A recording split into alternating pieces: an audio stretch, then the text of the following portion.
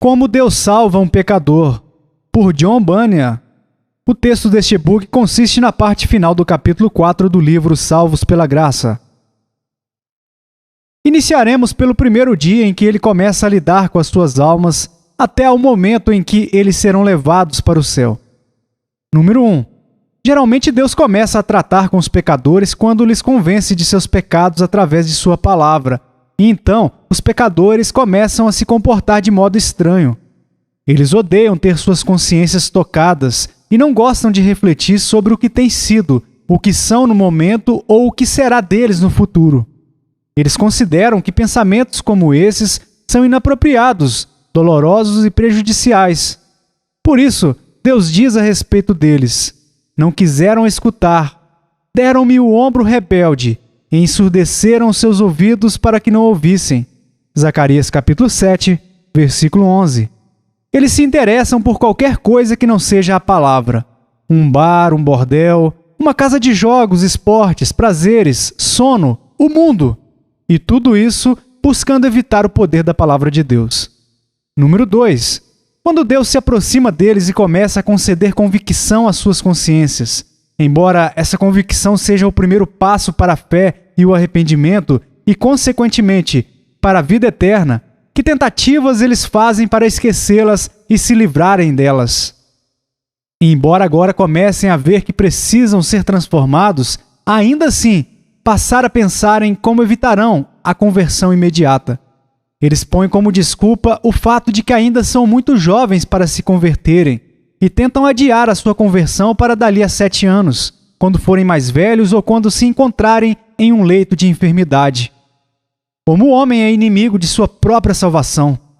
Estou persuadido de que muitas vezes Deus visitou alguns de vocês com a sua palavra e inflamou suas consciências, e então vocês jogaram água sobre elas tão depressa quanto ele, pela palavra, lançava fogo.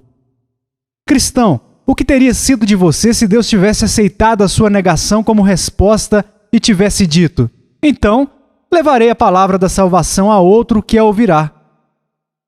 Pecador, converta-se, Deus diz. Senhor, eu não consigo, diz o pecador. Converta-se ou você será condenado, Deus diz. Eu tentarei, diz o pecador. Converta-se e você será salvo, diz Deus. Eu não consigo deixar os meus prazeres, diz o pecador. Meus pecados são muito prazerosos. Quão grande graça há em Deus para que Ele se importe com o pecador. Como é grande a paciência divina para com um miserável pecador. E se Deus dissesse agora: então, fique com os seus pecados e com os seus prazeres, e que eles sejam a sua porção e o único céu e felicidade que você conhecerá. Número 3. Mas Deus vem outra vez e mostra ao pecador a necessidade de que ele se converta imediatamente, de uma vez por todas. Ele faz com que o pecador fique tão fortemente convicto disso que já não consegue adiar a sua conversão. Entretanto, o pecador ainda tem uma centelha de inimizade contra Deus. E caso ele veja a necessidade de se converter agora, então ele deixará um pecado por outro, os grandes pelos pequenos, os muitos pelos poucos ou todos por um, e para por aí. E talvez suas convicções nem o levem a fazer isso, pois então ele se voltará da profanação para a lei de Moisés, e assim continuará enquanto Deus o deixar apegado à bondade própria que ele supõe possuir. Ele se torna um grande defensor do cumprimento da lei.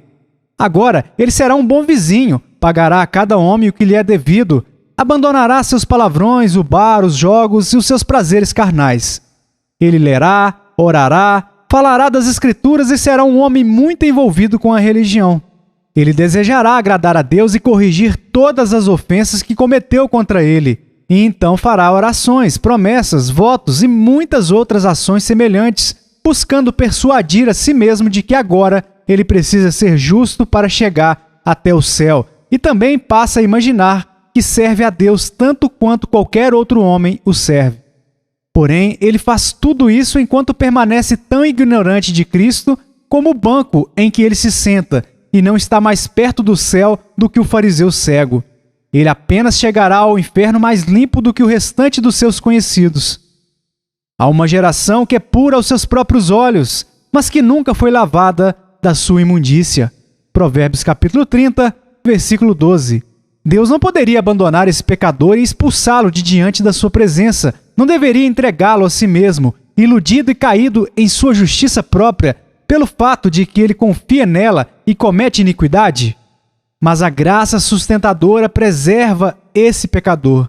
É verdade, como eu já disse, que essa conversão do pecador ainda é uma conversão, entre aspas, sem Cristo. Mas, número 4, Deus ainda continuará lidando com esse pecador em sua misericórdia e lhe mostrará a insuficiência de suas obras, a nulidade da observância de seus deveres e a imundícia da sua justiça. Isaías capítulo 28, versículo 20. Isaías capítulo 64, versículo 6.